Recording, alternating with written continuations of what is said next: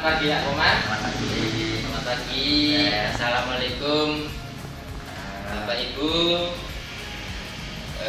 penyimak video ya, video diskusi kami antara saya dengan Bapak Komar selaku Kepala Sekolah SDN Baranwangi 3 Kota Malang. Selamat pagi Bapak Komar. Selamat pagi Mas. Nah, di pagi hari ini saya mau mengajak diskusi Bapak berkaitan dengan visi misi dan program pembelajaran yang berdampak pada siswa. Iya, selamat pagi. Nah, ini kita bicara ramai sekali tentang pembelajaran yang berpusat pada siswa. Menurut Bapak sebagai kepala sekolah di SDN Baranwangi 3 ini, apakah teman-teman ya, mungkin termasuk saya pribadi itu sudah melaksanakan yang namanya pembelajaran yang berpusat pada siswa? Iya. Perlu diketahui bahwasanya pembelajaran yang bermakna itu apabila pembelajaran itu jelas akan berproses kepada siswa.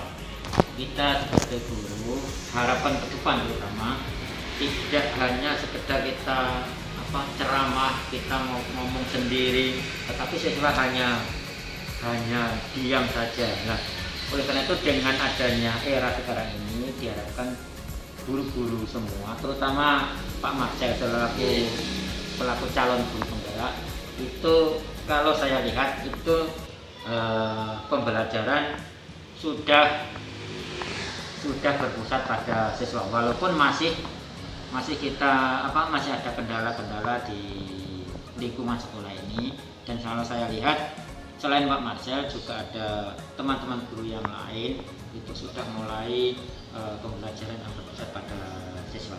Itulah Mas. Memang butuh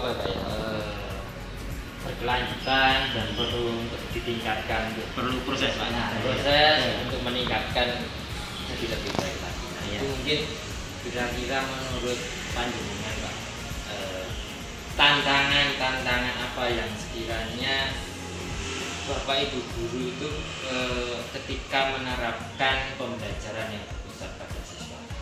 Yang jelas tantangannya ini untuk merubah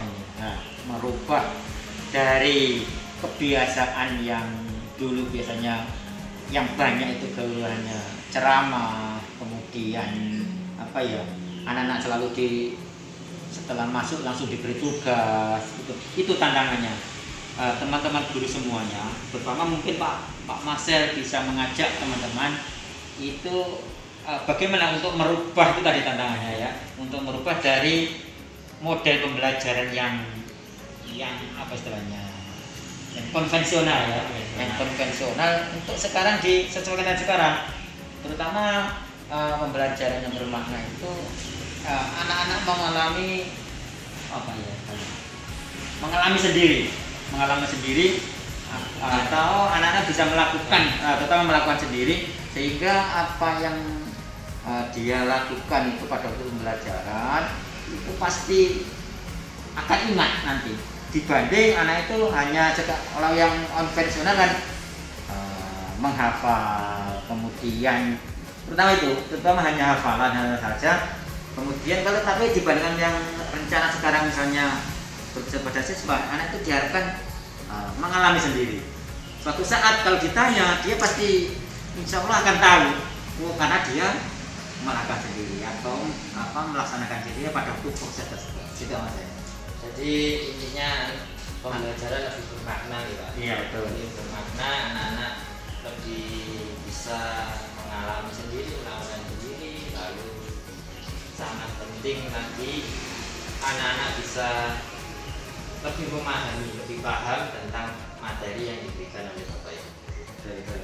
Nah, dari situ kan perlunya gotong royong, kerjasama di dalam melaksanakan pembelajaran yang berpusat pada siswa. Kira-kira apa bentuk kerjasama atau gotong royong yang bisa memfokuskan kepada ini loh, pembelajaran berpusat pada siswa. Ya, ya. Kalau bentuk gotong royong itu tentunya setiap guru itu tidak egois bahwa saya sendiri pasti bisa, kayak gitu ya. Perlu ada mungkin dukungan dari orang tua, kemudian selain dukungan dari orang tua juga lingkungan guru-guru yang ada di Pandan Wangi 3. Oh begini loh pembelajaran yang bisa bermakna itu, nanti harapannya begini. Nah itu perlu kerjasama juga dengan tim-tim guru yang ada di Pandan Wangi 3. Selain juga dengan orang tua tadi. Nah mungkin itu Pak Mas. Dan juga terutama bagi siswa juga. Bagi siswa ini kita kalau dengan model begini bagaimana nanti itu kita rencanakan dulu sebaik mungkin, baru kita melaksanakan pembelajaran yang benar-benar bisa berpusat pada siswa, tidak hanya pada guru saja, sehingga banyak anak-anak betul-betul punya pengalaman. Jadi intinya guru-guru di SDN Pandan Wangi 3 ini sudah melaksanakan praktik baik. Iya, sudah melalui kegiatan yang ada di sini, kemudian saling memberikan imbas kepada teman-teman supaya ini tujuannya ya yang menghasilkan tim yang baik di Pandan Wangi 3. Jadi praktik-praktik baik itu juga tentunya didasari dari sumber daya yang ada di sekolah ini mungkin ya.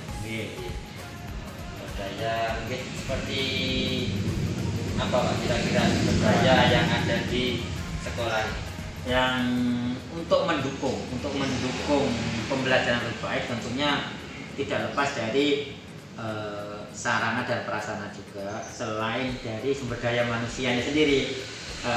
Tentunya kalau untuk sarana prasarana itu untuk sekolah sudah insya Allah sudah menyediakan misalnya LCD, kemudian mungkin lab komputer, kemudian jaringan internet. Itu pun tujuannya yang jelas untuk mendukung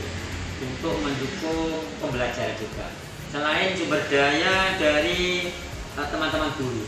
Nah, teman-teman guru itu harus kita sama-sama kita saling mendorong ya. Misalnya mohon maaf bagi guru-guru yang sudah usia sudah agak hampir pensiun, biasanya kalau ke IT itu kan agak riskan ya. Oleh karena itu teman-teman tetap kita ajak bersama-sama. Nah, alhamdulillah kalau saya amati termasuk sumber daya guru-guru di sini walaupun sudah usia 50 lebih atau mungkin hampir pensiun, ternyata teman-teman juga bisa mengikuti untuk IT-nya. Gitu Mas. Jadi itu termasuk termasuk sumber daya yang sangat baik ya Pak. Jadi upaya-upaya dari sekolah untuk mengedepankan pembelajaran yang berpusat pada siswa. Nah, itu sumber daya sudah ada sangat baik, lalu kerjasama sudah sangat baik, lalu Bapak Ibu guru, teman-teman guru juga sudah sangat baik dalam pembelajaran berpusat pada siswa dari praktik-praktik baik dari masing-masing. Nah, sekiranya dari Bapak Komarudin ini ya selaku kepala sekolah di SDN Pandan Wangi 3 ini, kira-kira apa harapan panjenengan ke depan, khususnya di 3 atau mungkin 5 tahun ke depan lah, kalau panjenengan masih di sini misalnya? Untuk harapan ke depan kita tentunya dengan kita contoh saja untuk masa sekarang ini ya, masa sekarang ini di masa pandemi ini, yang jelas baik guru, kemudian orang tua, kemudian siswa itu harus selalu mengikuti perkembangan zaman atau terutama perkembangan teknologi. Nah, diharapkan memang sekarang ini sudah menuju sekolah mungkin yang berbasis digitalisasi, terutama baik guru-guru, stok dan sebagainya itu memang harus melek IT-nya. Karena sekarang dengan adanya pandemi ini, sekarang saja ya, kita ambil hikmahnya saja. Dulu tidak ada untuk kegiatan Zoom meeting, Google Meet, kemudian pembelajaran melalui Google Classroom mungkin, dengan kuis, dengan pokoknya yang berbasis online. Itu kan sebelum pandemi kan tidak ada sama sekali. Ternyata dengan adanya pandemi ini dan ke depan mungkin akan terus IT-nya akan terus meningkat. Begitu. Berarti kita harapannya ya terutama mengikuti perkembangan teknologi, mungkin itu yang untuk depan semuanya. Nanti harapannya mungkin juga orang tua, kemudian siswa, guru dan sebagainya mungkin bisa melihat perkembangan siswa itu melalui online semuanya. Bisa melihat kehadiran, mungkin orang tua bisa mengakses, kemudian melihat rapot anak atau nilai anak, orang tua bisa mengakses dari rumah, bagaimana ya anak saya. Itu harapannya mungkin sekolah yang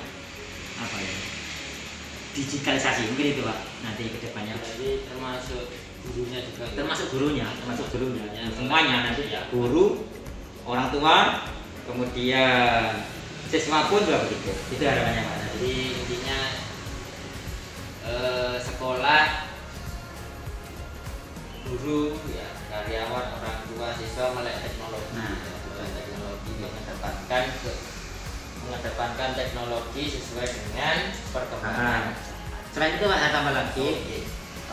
Kalau tentunya tidak lepas kita mengembangkan anak.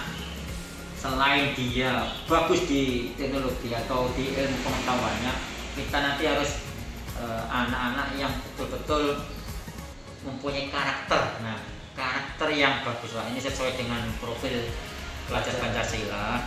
Selain anak-anak itu ilmu pengetahuannya bagus, kita harus menanamkan karakter kepada anak-anak. Itu karena sangat penting. Apa artinya bagi anak-anak yang pintar tapi ternyata perilakunya kurang bagus. Oleh karena itu harus selain iptek juga diimbangi dengan karakter anak. Gitu lah Mas. Itu berarti termasuk pembelajaran yang berkarakter gitu, tentang profil pelajar Pancasila. Sekiranya itu tadi sumber-sumber yang sudah yang menjadi harapan dari Bapak Komarudin. Nah, sekiranya sekarang tinggal bagaimana gotong royong atau kerjasama yang mampu menciptakan pembelajaran ini lebih berdampak pada siswa ke depannya. Kalau tadi kan yang di pertanyaan awal selama ini, ke depan. Sekarang yang ke depan sekiranya harapan apa kira-kira? Apa bentuk-bentuk kerjasama atau gotong royong dari pihak sekolah atau mungkin juga melibatkan pihak luar dari masyarakat, komite atau stakeholder yang lain? Ya.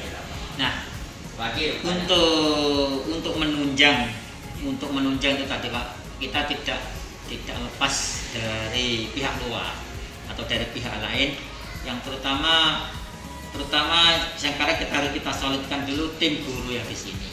Kalau tim guru di sini sudah bagus, nah kita juga kerjasama dengan orang tua. Kita tidak bisa berjalan tanpa dukungan dari paguyuban, dari komite. Selain itu mungkin kita juga bisa kerjasama dengan pihak lain, misalnya Pak dari lingkungan yang ada di sini, bisa pihak kesehatan, di pihak Kamtibmas, kemudian mungkin dari perguruan tinggi yang bisa mendukung pembelajaran.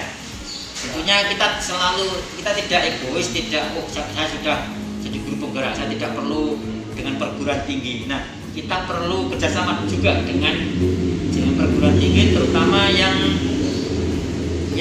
sesuai dengan pendidikan. Itu tetap kita harus selalu mengembangkan ke sana. Selain dengan lingkungan yang ada di sekolah ini, biar pengetahuan kita semakin lama juga semakin gitu Mas ya. Berarti intinya kalau kita keluar dari sekolah, berarti kita tetap harus apa ya, istilahnya membuka diri, mengupdate diri untuk apa, mengikuti, mungkin ada yang terlewatkan dari kita mungkin Pak ya. Baru kita bisa bekerja sama demi terwujudnya pembelajaran yang berdampak pada demikian Pak. Terima kasih itu sudah sama dan jawaban pertanyaan dari diskusi kita pada pagi hari ini.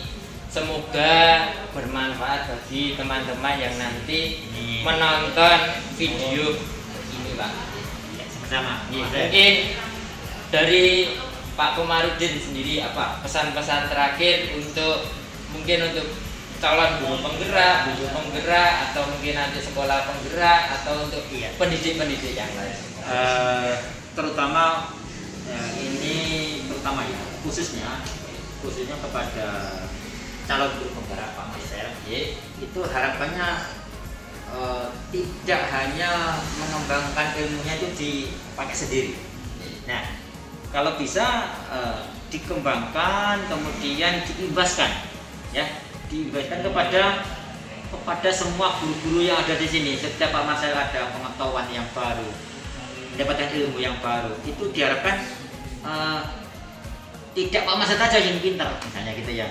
Diharapkan semua yang ada di sekolah ini dan berimbas intinya kepada anak didik kita semuanya.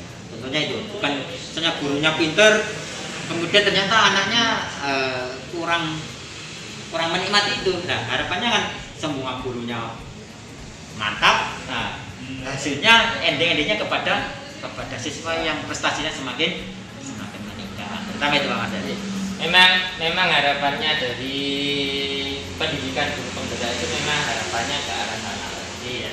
Ketika kita memperoleh materi baru dari Lokakarya atau dari Google Meet atau dari LMS, materi-materi yang ada itu memang kalau bisa memang menjadi kewajiban untuk share, memberikan pengimbas kepada teman-teman yang ada, khususnya yang ada di sekolah. Baru nanti kalau sebenarnya sekolah solid baru mungkin keluar. Itu memang harapannya ke arah situ Pak. Terima kasih masukan saran dari Bapak Komarudin selaku Kepala Sekolah SDN Pandanwangi 3 Kota Malang. Dan itu harapan yang sangat luar biasa dari Bapak Komar. Ini saya selaku calon guru penggerak di SDN Pandanwangi 3 mengucapkan terima kasih Bapak Komar. Semoga teman-teman yang menonton video ini dapat mengambil hikmah dan manfaatnya, Pak. Terima kasih.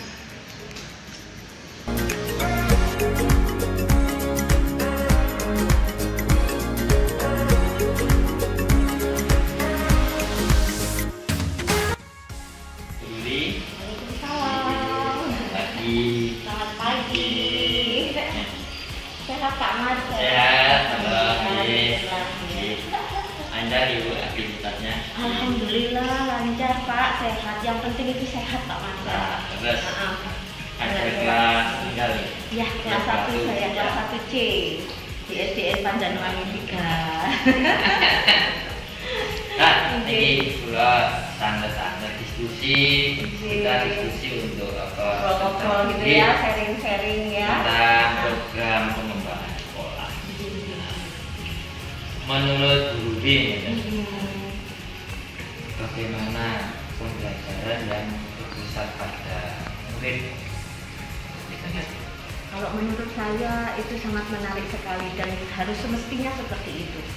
Semua pembelajaran yang kita lakukan berpusat pada murid, karena kita menginginkan murid-murid kita memahami tentang apa yang kita sampaikan, kemudian membentuk karakter mereka, menjadi putra putri yang berlandaskan Pancasila. Memang harusnya seperti itu, memang berdasarkan Pancasila. Tapi ada tantangannya. Ada tantangannya.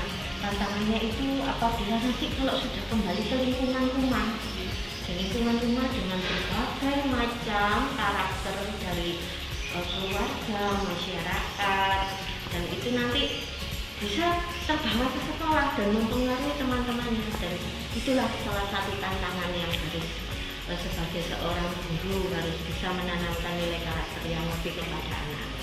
Jadi menata emosi, menata emosi di rumah. Mungkin masaknya vokasi kan.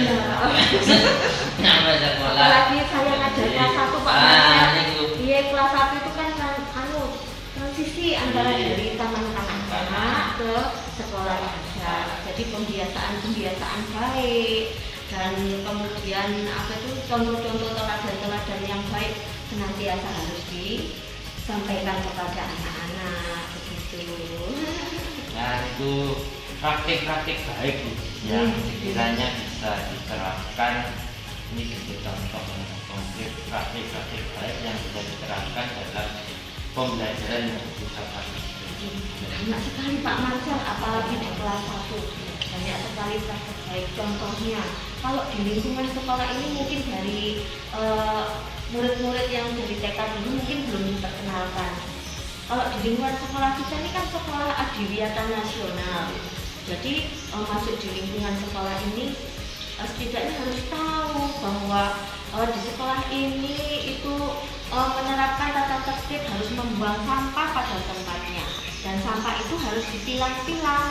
Ada 3 tempat sampah yang disediakan di sekolah, yaitu sampah yang berwarna hijau itu sampah organik, yang berwarna kuning sampah anorganik, yang berwarna merah sampah yang bahan berbahaya. Dan itu anak-anak sangat sampah aja kok dipisah-pisah begitu ya. Waduh, jadi itu hal baru gitu ya. Nah, itu pembiasaan yang harus segera disampaikan kepada anak, dan anak-anak itu sudah sangat antusias. Bu, yang hijau itu nanti dibuangnya apa gitu ya? Yang hijau dibuangnya apa, Bu Ruri? Itu loh nak, kalau mau meraut pensil dibuang ke situ. Bu, kalau umpamanya aku buang bungkusnya plastik ini di mana? Di yang kuning. Kalau yang merah Bu, yang merah itu seperti batu baterai yang sudah tidak dipakai dibuang di situ.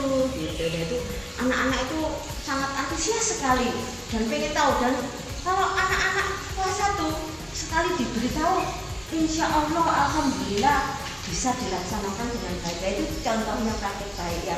Salah satu contohnya begitu. Jadi itu termasuk upaya untuk pembelajaran karakter, misalnya akademik, ada di buku di materi pembelajaran karakter, sumber-sumber daya yang ada di sekolah juga dimanfaatkan. Dengan masalah pelajaran. Iya betul Pak. Iya betul. Kita sepertinya punya banyak sekali alat peraga. Ya. Dan itu nanti harus dimaksimalkan. Enak Pak. Itu enggak sedikit loh itu anunya. Biayanya kita dapat dari pemerintah itu sudah alhamdulillah tuh. Tinggal kita bagaimana caranya memanfaatkan gitu ya. Memaksimalkan pembelajaran yang bisa bangga. Dari itu semua Bu, apa kira-kira harapan dengan dalam pembelajaran pendidikan di sekolah ini di masa yang akan datang? Harapannya sekolah ini sebagai wadah Pak, sebagai wadah untuk menciptakan anak-anak yang berkarakter Pancasila, kemudian anak yang berbudi pekerti luhur dan berakhlak mulia. Itu Pak. Jadi memang betul itu yang perlu kita lakukan, kita laksanakan. Kiranya bisa di masa yang akan datang memang betul-betul kita mencetak murid-murid yang semacam itu. Jadi dalam proses pembelajarannya tentunya juga berbeda mudah gitu di masa-masa yang akan datang. Iya, iya. Ini memang tantangan zaman semakin canggih ya Pak ya. Semakin canggih. Sekarang aja kita daring ya Pak ya. Daring. Tetapi ada kendalanya Pak. Apa ini? Nah itu terutama masyarakat di sekitar Kendal itu kan dari tingkat menengah ke bawah. HP hanya dimiliki oleh ayahnya saja Pak. Dan itu pun dibawa kerja. Kalau saya mau Zoom, mau Gmail, bagaimana? Masa saya mau sama orang tuanya? Ya kan nggak mungkin. Kalau umpamanya HP itu dibawa anaknya di rumah juga tidak mungkin. Dan saya memaksakan untuk tolong beli lagi. Tapi karena faktor ekonomi tidak memungkinkan. Jadi saya memakai beberapa cara agar bisa memasukkan pembelajaran itu ke anak-anak. Itu Pak sederhana caranya ya. Kita nggak bisa pakai Zoom begitu, nggak bisa Pak kalau diterapkan di lingkungan kelas saya. Karena ya itu ekonomi menengah ke bawah. Jadi saya menggunakan sistem foto dan video. Begitu. Berarti untuk gotong royong. Iya, kerjasama antara orang tua dan itu pun saya tidak membatasi. Dikumpulkan jam berapa saya terima. Yang penting pembelajaran itu berlangsung dan anak sendiri yang mengerjakan. Itu yang penting Pak. Ya memang kita kendalanya sekarang seperti itu, jadi banyak mungkin ya siswa-siswa itu tidak mengerjakan secara mandiri. Iya. Dikerjakan oleh orang tua. Iya. Dan tulisannya bagus. Ya, nah, saya dan itu saya sisipi. Saya tidak pengen yang bagus, saya pengen hasil karya asli. Meskipun tulisannya berantakan, tidak apa-apa, itu proses. Apalagi masih kelas 1 ya. Kelas 1 adalah proses untuk menuju segalanya. Karakter, dipengerti keterampilan semuanya. Gitu. Karena kelas 1 lebih prosesnya masih panjang. Nah, jadi awal Pak, menulis pun yang panjang itu suatu awal. Dia sudah bisa menulis ABC itu sudah bagus sekali. Iya, apalagi sudah bisa membentuk kata. Iya, itu sudah bagus sekali. Tentang hurufnya masih mencong-mencong itu proses ya. Dan itu senantiasa setiap hari saya tugaskan kepada anak-anak dan saya wanti-wanti kepada orang tua, jangan dikerjakan, harus anaknya sendiri mama yang mengerjakan. Karena ini untuk anaknya sendiri. Saya tidak butuh segala sesuatu yang sempurna, karena itu adalah proses. Ya memang itu harapan-harapan jenengan ya selaku kelas 1 memang lebih mengutamakan proses dan juga bentuk-bentuk kerjasama antara guru dengan orang tua wali siswa menjadi nanti berproses bersama anak untuk menjadi bertumbuh berkembang di dalam menulis akademiknya, karakternya. Iya betul sekali. Itu mungkin beberapa pertanyaan ya. Ini sudah terjawab, berarti intinya bahwa kita di masa sekarang, di masa depan harus terus mengikuti perkembangan. Iya betul. Jadi mau tidak mau Pak itu, karena semakin menggunakan IT semua. Terus belajar anak-anak siswa belajar, kita sendiri juga. Iya senantiasa merefresh. Kasihan anak-anak kalau kita nggak refresh pengetahuannya. Nah itu dari saya yang sekiranya diskusi pagi hari ini bisa bermanfaat bagi saya pribadi, mungkin untuk diri secara kesimpulan dan untuk teman-teman yang nantinya menyaksikan ini. Mungkin ada pesan-pesan terakhir untuk teman-teman yang nantinya menonton video. Pesan saya sebagai seorang guru, kita harus ikhlas demi untuk anak bangsa. Itu saja Pak. Ya. Terima kasih. Jadi ini obrolan singkat dari kami ya, dari guru kelas 1 juga guru penggerak angkatan 1. Salam guru penggerak, merdeka belajar. Salam dan bahagia. Terima kasih Bu Luli. Lain kesempatan kita berdiskusi kembali. Sami-sami Pak Marta, sukses ya Pak Marta ya. Semangat. Semangat.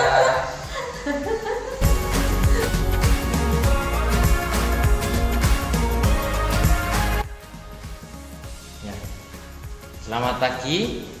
Ya, hari ini kita akan berdiskusi kembali dengan salah satu guru di SDN Pandanwangi 3 ya. Kalau kemarin kita berdiskusi dengan guru kelas rendah ya, Ibu Ruri. Nah, hari ini di pagi hari ini kita akan berdiskusi dengan guru yang ada di kelas atas ya, bersama Ibu Linda selaku wali kelas 6. Assalamualaikum Bu Linda. Waalaikumsalam Pak Marcel. Nah, hari ini kita akan ya berdiskusi bersama terkait dengan visi, misi dan program pembelajaran yang berdampak pada murid ya. Iya, silakan Pak Ya, Marcel. oke, siap. Ya. Menurut jenengan Bu, ya, dalam pelaksanaan pembelajaran yang berpusat pada murid itu bagaimana? Seperti apa? Pembelajaran yang berpusat pada murid itu jadi segala aktivitas pembelajaran yang kita lakukan baik di dalam maupun di luar kelas itu pelaku utamanya adalah siswa. Jadi semua kegiatan itu adalah sentral pada siswa. Kalau sebelumnya kita kan melakukan pembelajaran yang berpusat pada guru. Jadi kebanyakan guru yang melakukan kegiatan pembelajaran di dalam kelas itu seperti menerangkan, metode ceramah dan lain-lain. Tapi kalau pembelajaran berpusat pada murid itu lebih banyak siswa yang menemukan sendiri teori, sedangkan guru di sini hanya sebagai pendamping atau tutor saja. Seperti itu Pak Marcel. Ya. Berarti adanya pembelajaran yang siswa itu menjadi bagian yang utama ya. Iya, benar. Nah, sekiranya apa tantangan-tantangan ketika kita melaksanakan pembelajaran yang berpusat pada murid? Apa tantangannya kira-kira? Kalau di awal tantangannya banyak sekali ya, terutama karena kita harus merubah mindset dulu dari siswa itu sendiri. Karena kalau sebelum-sebelumnya siswa itu kan mindset siswa adalah mereka datang ke sekolah untuk menerima materi dari guru, mendengarkan, kemudian mencatat materi, mencatat teori dan sebagainya. Nah, disinilah seorang guru harus merubah mindset itu dari dia yang tadinya hanya bergantung menerima saja dari guru atau dari narasumber lain. Nah, di sini dia bagaimana mengolah atau membangkitkan motivasi siswa untuk dia bisa menggali sendiri, menemukan sendiri untuk berpikir kritis, mencari informasi, kemudian menemukan teori-teori yang nantinya bisa mempermudah atau membantu mereka dalam memahami suatu materi pembelajaran seperti itu Pak Marcel. Jadi tidak mudah. Nah, tetapi di sini membiasakan mereka untuk lebih sering lagi berkomunikasi ya. Mereka lebih berani mengungkapkan pikiran mereka, mengeluarkan pertanyaan-pertanyaan apa, menggali pertanyaan dari pikiran mereka. Itu yang harus kita tantangan dari guru, sebagai seorang guru untuk merubah mindset siswa kita agar mereka terbiasa untuk berpikir kritis seperti itu. Oh, jadi memang betul-betul di awal siswa itu diharapkan punya mindset yang memang betul-betul tidak hanya belajar dengan guru tapi juga secara pribadi Ya, dia sekali.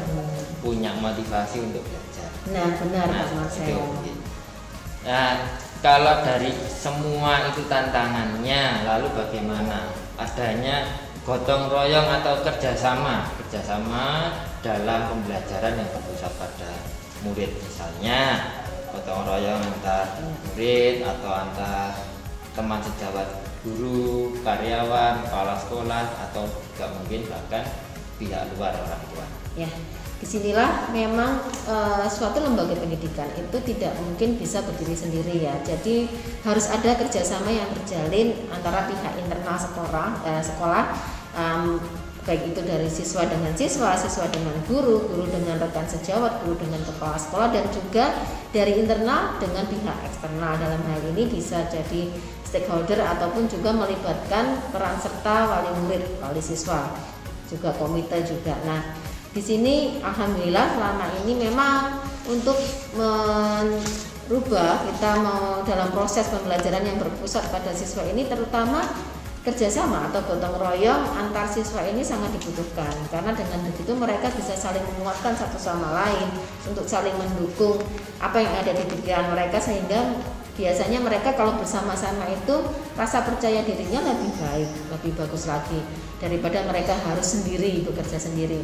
Nah, begitu pula dengan guru, antara siswa dengan guru juga ada kerjasama yang terjalin. Tentunya itu harus dibangun sinergi antara guru dengan siswa dalam kegiatan pembelajaran. Kemudian di luar pembelajaran itu membangun sinergi antara guru dengan guru atau rekan sejawat itu sangat penting. Nah, selama ini di AJN Pandanangi 3 hal itu sudah terjalin dengan baik ya, gotong royong dalam hal baik itu di luar kegiatan pembelajaran maupun di dalam kegiatan pembelajaran. Seperti kalau dalam kegiatan pembelajaran, misalnya contoh kita dalam menyusun perangkat pembelajaran.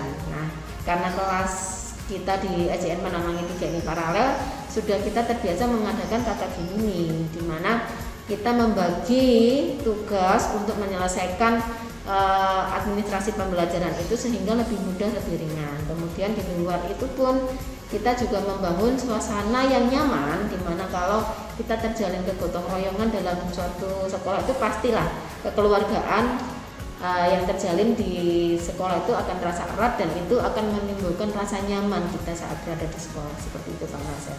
Ya, memang itu sinergi antar guru, karyawan, dan siswa dan orang tua itu memang harus terjalin. Iya, benar. Kalau sudah terjalin baik, nanti kita dalam pelaksanaan pembelajarannya juga enak. Nah, sekiranya selama ini praktik-praktik baik secara contoh konkretnya yang menunjukkan bahwa sudah melaksanakan pembelajaran yang berpusat pada murid, apa kira-kira pernah ya, praktik baik itu yang kita awali dari kita merubah.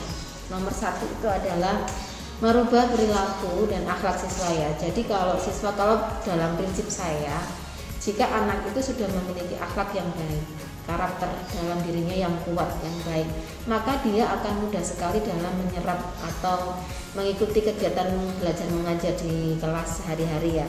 Jadi yang utama praktik baik itu yang diterapkan pertama adalah merubah perilaku mereka dengan misalnya contoh kalau di kelas saya itu dengan membiasakan mereka untuk mengucapkan terima kasih, maaf, dan tolong.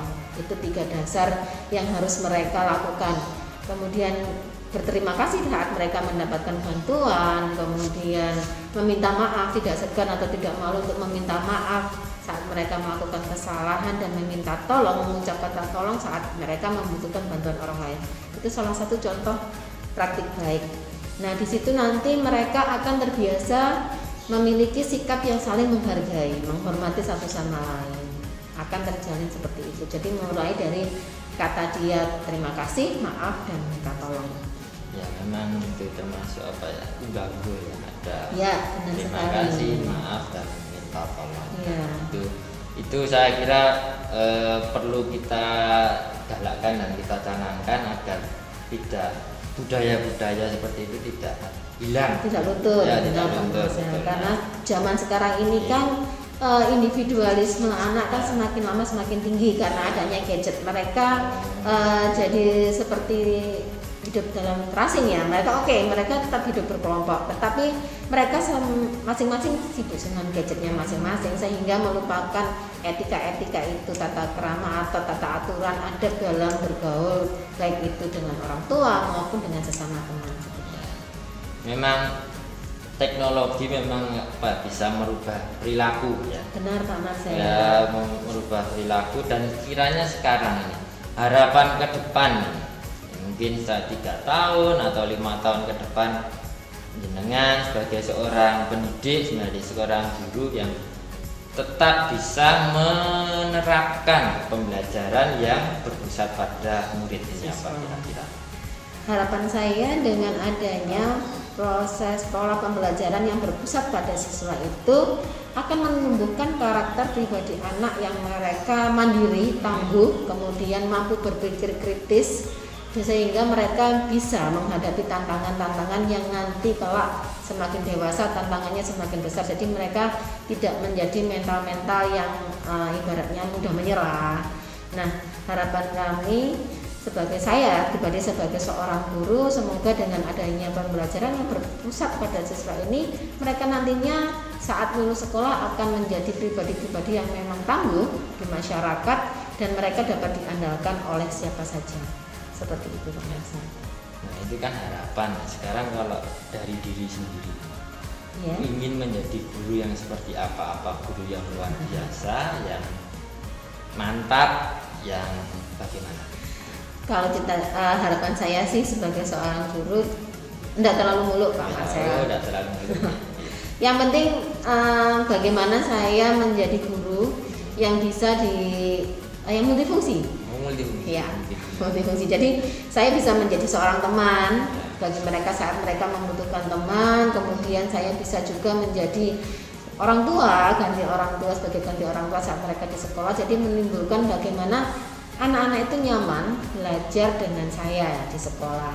Kemudian juga nantinya saya juga dapat membangun komunikasi yang baik dengan anak-anak sehingga proses kegiatan belajar mengajar itu bisa terlaksana dengan maksimal, sehingga mereka saya berharap dengan apa yang saya miliki itu saya bisa menularkan sesuatu yang positif untuk mereka nantinya. Seperti itu.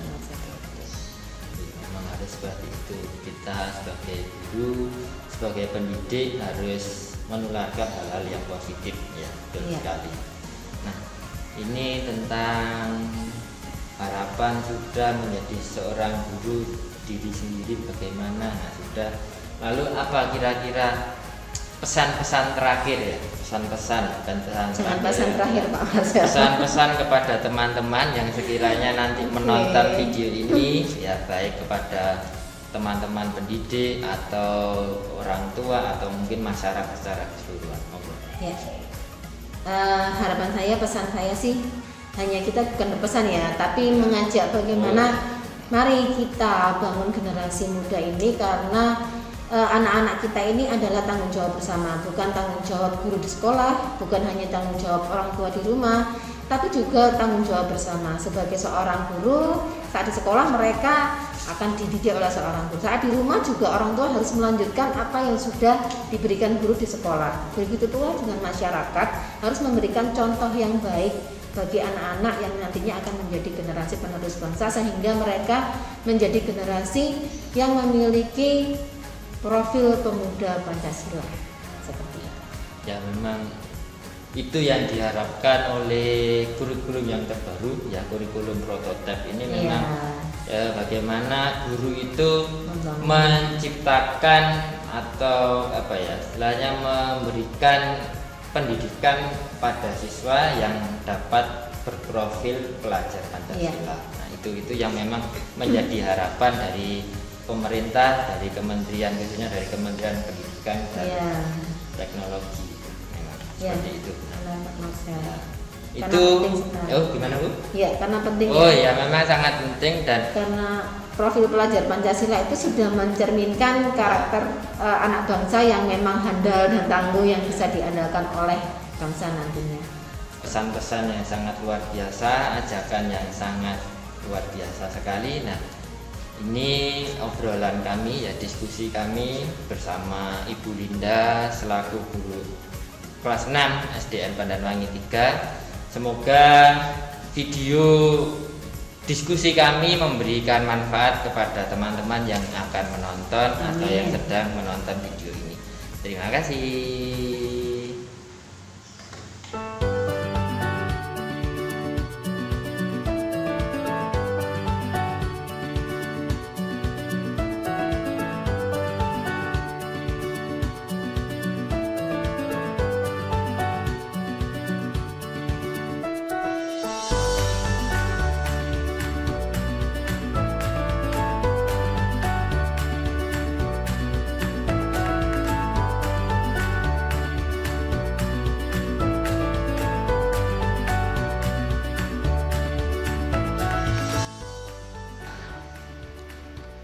Ada beberapa pertanyaan, nanti anak-anak jawab ya sebisanya. Ini tidak ada kaitannya dengan pembelajaran, ya. Nah, ini menurut anak-anak ketika belajar di sekolah apa yang paling menyenangkan? Ayo. Ayo, apa? Yang paling menyenangkan ketika belajar di sekolah apa? Belajar bersama teman-teman.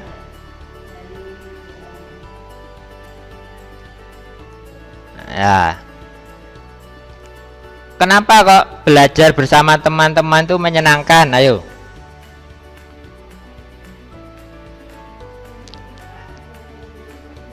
Kenapa?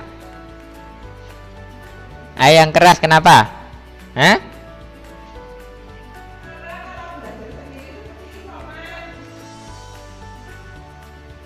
Gimana?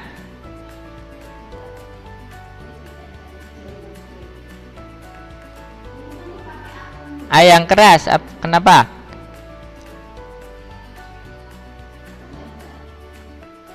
Ya. Oh, karena bisa guyon, bisa bermain ya. Nah, terus ini, selama pembelajaran di sekolah, karena tadi menyenangkan, senang. Nah, kira-kira apa sih kesulitannya ketika belajar di sekolah? Tadi sudah menyenangkan, sudah senang, ya. Bisa guyon bersama teman-teman. Nah, sekarang kira-kira apa? Kira-kira kesulitan yang anak-anak hadapi ketika belajar di kelas atau di sekolah?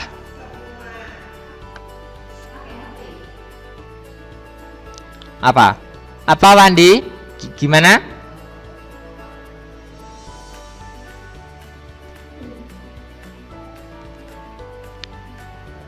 Apa, Lionel? Bersuara itu kayak sepertinya ya. Apa? Gimana? Apa tadi kan sudah katanya kalau belajar di sekolah itu menyenangkan, bisa penyebabnya karena bisa bertemu dengan teman-teman, ya. Bisa bertemu dengan teman-teman, lalu bisa belajar bersama-sama teman. Nah, sekarang Pak Marshall tanya apa ya kesulitan ketika kita belajar di kelas atau di sekolah, apa kesulitan yang anak-anak hadapi, apa? Ada enggak kesulitannya?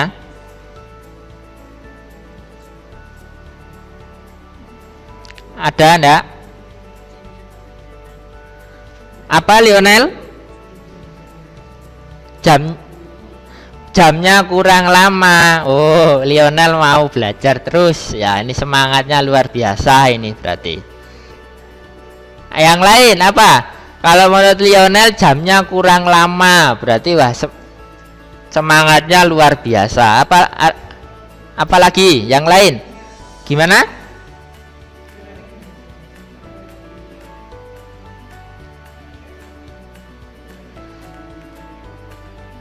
Ayo. Ya berarti yang lain juga menyatakan sama ya, jamnya kurang lama.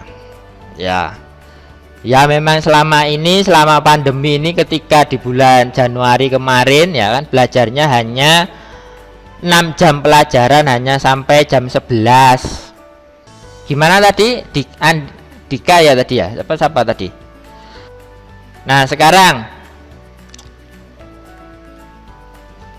ketika di rumah ya, berarti otomatis belajarnya bersama orang tua ya kan.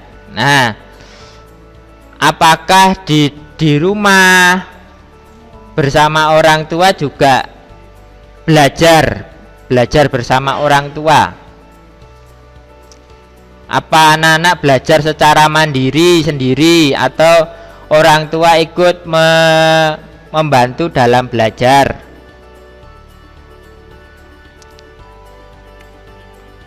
Oh, ada yang sendiri, ada yang membantu. Gimana? Ya, mengerjakan. Oh, ada yang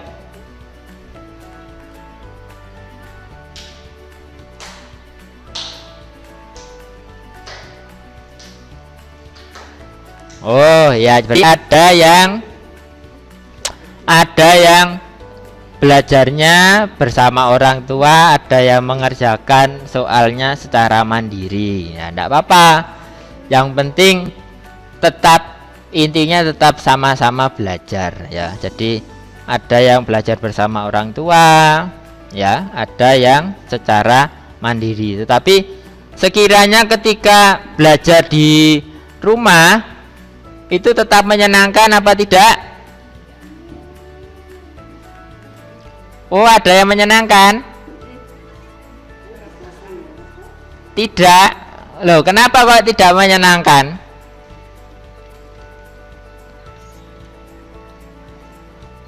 Oh, kalau belum paham tidak bisa bertanya, ya, betul ya, bisa. Ada lagi?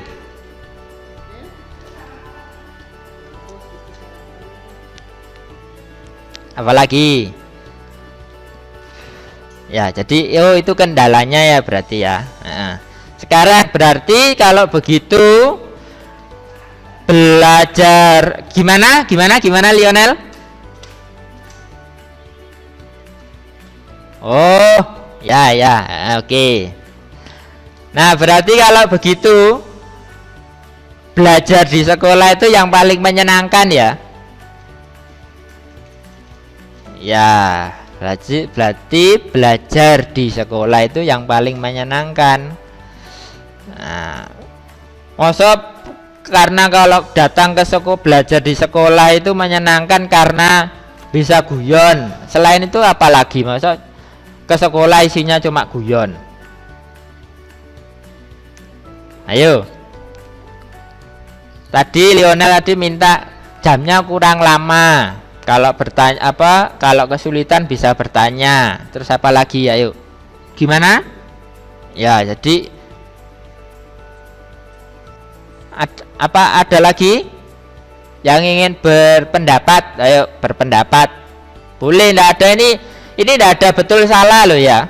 Tidak ada betul salah. Semua jawabannya benar. Tidak ada yang salah.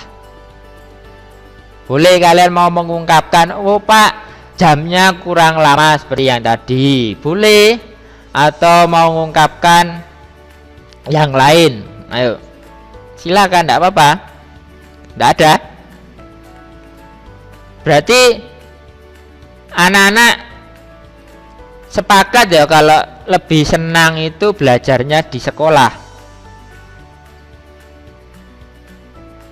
Ya, karena tadi lebih menyenangkan tadi ya. Betul ya? Ya, karena lebih menyenangkan. Ya Nadir, betul.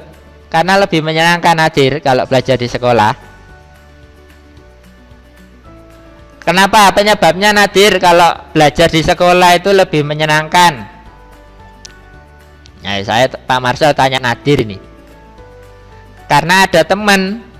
Loh, di rumah enggak ada temannya? Oh, enggak ada. Jadi kalau di sekolah belajarnya enak bersama teman ya? Ya Nadir? Oh ya. Nah ini. Ya Revan, betul. Suka belajar di sekolah. Oh, Revan gini-gini. Oh, berarti ya. Ya. Ya, itu Aska itu. Nah, Aska itu lebih senang belajar di rumah apa di sekolah? Ya Kak, Aska? Lebih suka belajar di rumah apa di sekolah? Kenapa kok lebih suka di sekolah?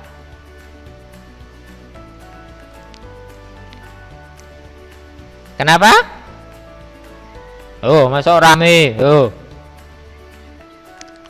Apa?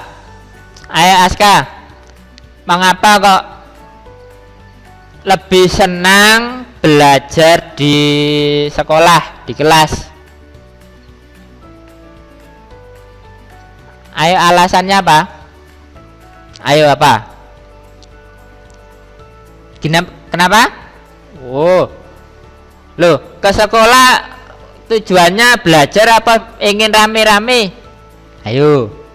Lah kok senang belajar di sekolah? Apa bisa? Oh ya, Pak Marcel paham. Ini bisa rame-rame belajar gitu ya, bersama-sama dengan yang lain, bersama teman. Nah, ya paham Pak Marcel ya. Ya. Jadi itu beberapa pertanyaan ya dari Pak Marcel.